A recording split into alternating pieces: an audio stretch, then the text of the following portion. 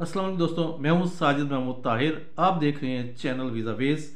दोस्तों, asylum UK में हासिल करने का जो सिलसिला हमने शुरू किया हुआ है इंफॉर्मेशन का, तो उसका आज छठा प्रोग्राम है, छठी किस्त है, उसकी छठी कड़ी है। तो आज हमने सिर्फ आपको ये बताना है कि ACQ क्या चीज़ है और PIQ क्या है। बेसिकली ACQ है असाइलम क्लेम क्वेश्चनेयर। जब आपका असाइलम जो है प्रोसेस में होती है, असाइलम क्लेम आपका हो रहा होता है, तो उस टाइम आपको एक डॉक्यूमेंट सर्व किया जाता है जिसको ACQ कहते हैं। ACQ जो है उसमें आपको असाइलम क्लेम क्वेश्चनेयर दिए जाते हैं और इसमें जो आपके मुतल्लिका हिस्ट्री है वो आपसे जानी जाती है। और ये बेसिकली ये आप ही के फ़ायदे में रहने वाली बात है, आप ही के फ़ायदे में जाती है, क्योंकि जब आप ये क्वेश्चन और बुनियादी जो क्लेम है इसमें जब आप शामिल कर लेते हैं तो आपका सब्सटेंटिव इंटरव्यू जो होता है वो या तो रिड्यूस होके कम टाइम कराया जाता है या फिर बिल्कुल वेव ऑफ हो जाता है। ये अगर आप उसमें सही तरह से एक्सप्लेनेशन करने में कामयाब हो जाते हैं और आप सेटिस्फाई कर देते हैं डिसीजन मेकर को, तो फिर जो है ये आपके पॉजिटिव साइन है, आपके पॉजिटिव आपके फेवर में आपके सक्सेस क्लेम की तरफ जाती है। तो इसमें यह है कि आपको, चूंकि ये क्वेश्चन इन इंग्लिश में होता है, अगर आप इसको फिल कर सकते हैं अच्छे तरीके से, अगर कर सकते हैं तो वेल एंड गुड। अगर आप नहीं कर सकते हैं तो फिर आपको चाहिए कि आप होम ऑफिस से रब्ता करें और उसे बताएं कि आप ये ACQ जो है ये आप सही तरह से मुकम्मल नहीं कर सकते, तो होम ऑफिस आपको कोई अल्टरनेटिव सोल्यूशन ढूंढ कर दे देगा। लेकिन अगर आप इसको कंप्लीट नहीं करते हैं ACQ को और जवाब भी नहीं देते हैं और होम ऑफिस के कांटेक्ट नहीं करते हैं, तो फिर आपका जो क्लेम है वो विदड्रॉन सवर होगा, यानी कि आपने अपना क्लेम छोड़ दिया है और मज़ीद आपकी फ़ाइल नहीं बनेगी और फाइल जो है वो एक तरह से दाखिले दफ्तर हो जाएगी। इसके साथ साथ आपको एक PIQ यानी कि preliminary claim preliminary information questionnaire होता है PIQ।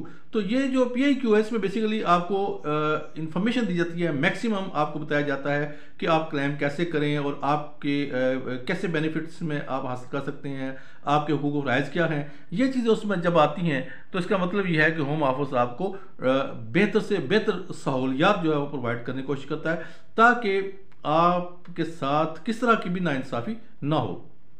इसकी रोशनी में आपको जो आने वाला इंटरव्यू है उसमें भी मदद मिलती है और आपके लिए आसानी पैदा हो जाएगी अगला इंटरव्यू देने के लिए। और जैसे कि मैं पहले बता चुका हूँ, इसमें इंटरव्यू का दौरानिया भी कम हो सकता है। PIQ का मकसद ये है कि आप और होम ऑफिस एक दूसरे के बहुत करीब आएँ। करीब से मुराद ये है कि एक दूसरे को अच्छी तरह समझ सकें, जो आप कहना चाहते हैं वो होम ऑफिस समझ जाए और जो होम ऑफिस आपको बताना चाहता है या आपको गाइड करना चाहता है वो फिर आप समझ जाएं। ठीक है, लेकिन अगर आप ये भी नहीं कर सकते हैं, मिसाल के तौर पर PIQ को भी जो है वो नहीं अंडरस्टैंड कर सकते हैं, नहीं समझ सकते हैं या उसको जवाब नहीं दे सकते, तो फिर आपको ये भी एडवाइस की गई है कि आप अपने लीगल हेल्प जो है वो ले सकते हैं। और लीगल हेल्प लेने के लिए आपको अपना लीगल रिप्रेजेंटेटिव चाहिए होता है, जैसे उर्फ़ी आम में से हम वकील कहते हैं, और वकील भी आपको चूँकि फ्री मिलेगा। अगर नहीं है तो फिर आप ऐसा करें कि एक डिपार्टमेंट है उनका माइग्रेशन हेल्प से आप रब्ता कीजिए, तो फिर वो आपको ये क्वेश्चन भी मेंटेन करके देगा और आपके जो भी इस सिलसिले में मुतल्लिका ज़रूरियात है वो पूरी करेगा ताकि आपके साथ नाइंसाफ़ी ना हो और आपकी एक एक बात होम ऑफिस अंडरस्टैंड कर सके। तो जनाब बढ़ते हैं आपके सवालात की तरफ। तो पहला सवाल है आतिफ खान का। आतिफ खान कहते हैं जी, अस्सलाम वालेकुम सर,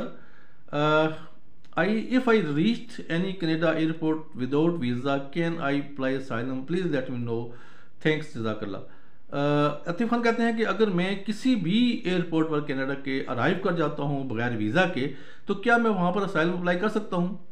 तो जनाब कानून कायदे के मुताबिक तो आप वहाँ पर असाइलम अप्लाई कर सकते हैं। बेशक at the time of entry आप एक इलीगल इंट्रांट होंगे, लेकिन असाइलम क्लेम जो है वो आपका सुना जाएगा और आपको इस सिलसिला में एंटरटेन किया जाएगा।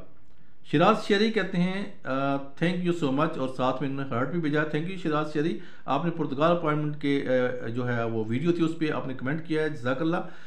सजन गिल या साजन गिल कहते हैं, सर अगर मैं France without visa airport land करूं और अपना पासपोर्ट प्लान मैं ही डिस्ट्रॉय कर दूं, तो एयरपोर्ट ऊपर जाकर असाइलम क्लेम करूं तो असाइलम मिल सकती है या डिपोर्ट किया जा सकता है।